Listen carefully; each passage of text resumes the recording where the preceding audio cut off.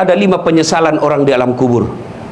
Satu diantaranya, ketika sudah dia gosok meninggal arwah, dia gosok matanya, dia buka, kata dia, saya di mana? Kau sudah meninggal, dah saat. Saya sudah mati. Iya. Ya Allah, hidupkan saya kembali ke dunia sekejap saja, kira-kira 1 menit lah kalau boleh. Ya Allah, kembalikan saya ke dunia. Untuk apa? Solat? Bukan. Puasa? Bukan. Haji? Bukan. Saya hanya ingin berkata, ya Allah, semua hartaku aku sedekahkan fisabilillah. Kenapa bukan minta solat? Karena solat hanya bisa dapat pahalanya ketika kita masih solat. Haji hanya bisa kita dapat ketika kita haji. Puasa hanya kita dapat ketika kita puasa. Tapi sedekah, meskipun sudah tulang belulang hancur, kita tetap mengalir. Itulah yang disebut sedekah jariah. Keliru Bapak Ibu yang Allah kasih rezeki, Bapak tidak bersedekah. Keliru. Dan alhamdulillah, makin bersedekah, Allah makin ganti. Maka almarhum almarhumah, insya Allah lapang kuburnya karena ada sedekah beliau. Yang ketiga, yang akan menolong kita di alam kubur adalah ilmu yang bermanfaat. Almarhum almarhumah, beliau suami istri, tokoh pendidikan. Itulah ilmu yang bermanfaat.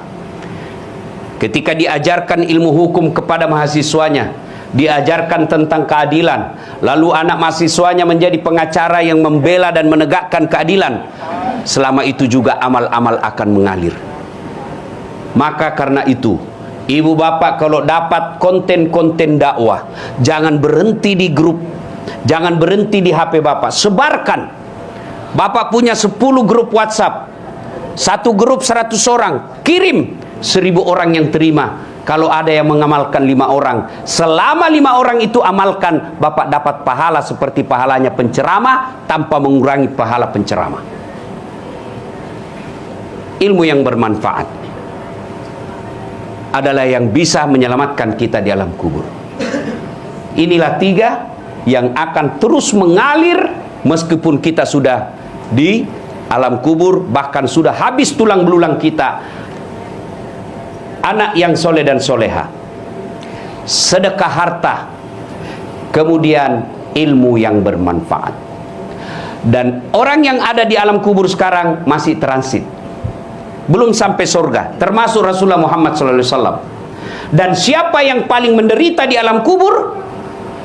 Kata Nabi, orang yang paling menderita di alam kubur nanti adalah al-mutahawil bis sholah, yang menganggap enteng sholat. Saya mau tanya, bapak-bapak,